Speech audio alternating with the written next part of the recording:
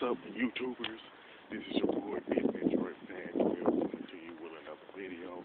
I'm continuing the Metroid Month series, and I'm talking about Super Metroid, which is pretty much one of the best Metroid games in the franchise. It's one of the best Super Nintendo games to be released. It's been, now the game, of course, starts with a cutscene where Samus pretty much recounts what happened in Metroid when she took out Mother Brain and her cronies Kraid and Ridley. Then she also recounts what happened in Metroid to Return to Samus, where she wiped out the Metroid's RS-388, which includes Baby Metroid following her like Samus was his mother, and she took it to the scientists at the space station Prairies. So to that nature, I guess I'm pronouncing it right, I don't know. And they found out that they could use the Metroid to benefit the universe. And Samus was satisfied with the results. She ended up leaving the space station only to have received the distress signals practically minutes later saying that the space station was attacked.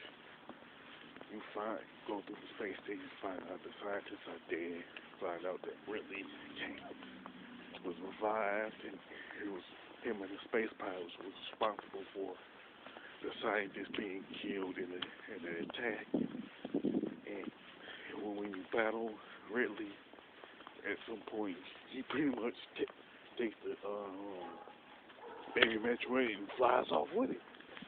And it has the self-destruct sequence happening. And he's got to leave the space station within 3 minutes. Once like Samus escapes, she follows Ridley to planet Zeppelin. And in the sections within this game, the planet itself is outright huge, especially the one section, Meridian, which is the water section of the game.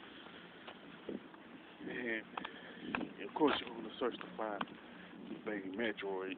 Of course, you get items at different spots like the Morphball Bomb, the Charge Beam, Freeze, the Ice Beam, Plasma Beam, Scroll Attack, stuff like that. Of course, you fight bosses like Kraid, Quagmire, bosses like that, you know what I'm saying? Once you gain everything that you need to defeat all the bosses, which includes Ridley, you gain access to Meridian. It's all brand new because what happened in Metroid Teridian, the original Teridian, was destroyed because of the self-destruct sequence that happened in the original Metroid. Like one thing that's worth mentioning is that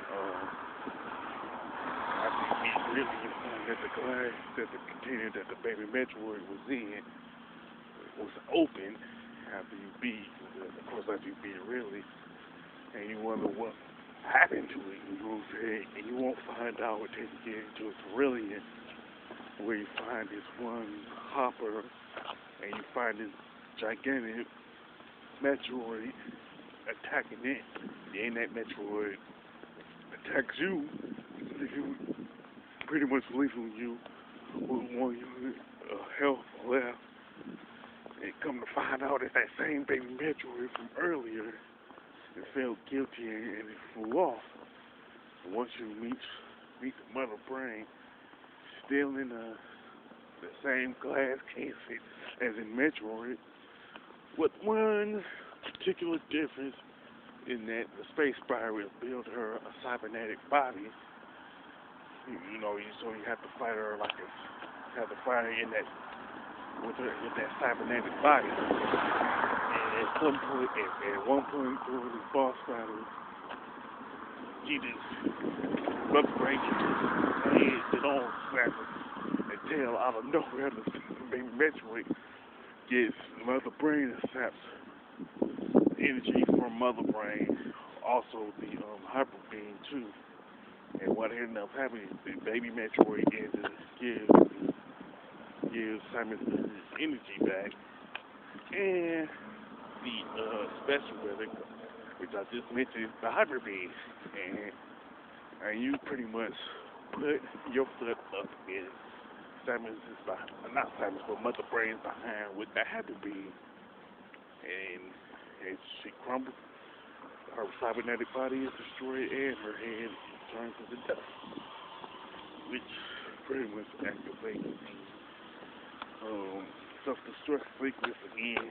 Of course, you got to escape, but this time the entire planet pretty much explodes instead of the section of seven. You know what I'm saying?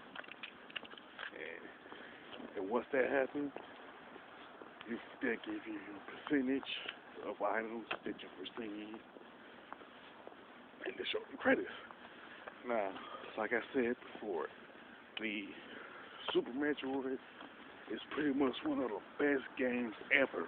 You know what I'm saying? They just captured the isolation with the music and the graphics and stuff, and the gameplay is just good. I don't know what word to describe the gameplay, but it is excellent though. You know what I'm saying? And the soundtrack to Super Metroid is what I call a big gold nugget. You know what I'm saying? It's one of the best soundtracks ever put in a Super Nintendo game. You know what I'm saying? And when I first played the game, playing Super Metroid back in 1998, I didn't know what to expect because I really had no expectations from the game. And in my case, it ended up being a gift man because I ended up being my favorite game of all time. You know what I'm saying? That's not just my favorite game for the Super Nintendo. You know what I'm saying? And not just being my favorite game for the Metroid franchise. You know, with some people, honestly, they pretty much hate Super Metroid for some reason. I don't know why they hate it so much, but I can obviously say either you like it or you don't.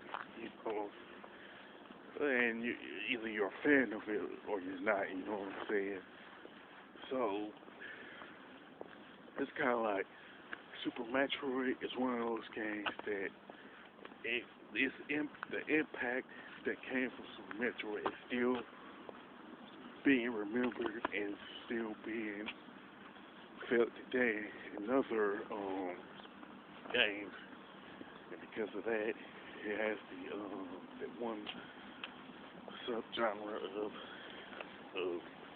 Metroidvania, and that came from the game Castlevania Symphony of the Night for PS1, where they just took pretty much the graphics and that design of Super Metroid, they just put it in that particular Castlevania game.